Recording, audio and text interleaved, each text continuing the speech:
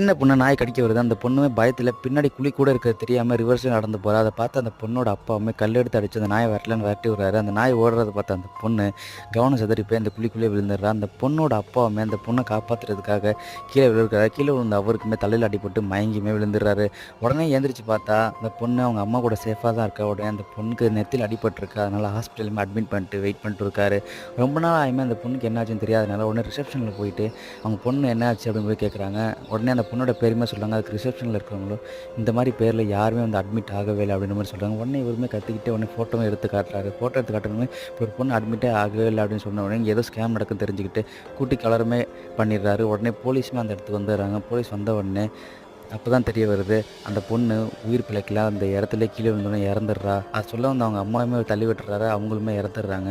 இவருக்கு தலையில் அடிபட்டதுனால அவங்க உயிரோடு இருக்கிற மாதிரி இல்யூஷன் கிரியேட் ஆயிருக்கு. அடுத்து என்ன நடந்துச்சுன்னு தெரிஞ்சுக்க நம்ம சேனலில் மறக்காமல் சப்ஸ்கிரைப் பண்ணிக்கோங்க.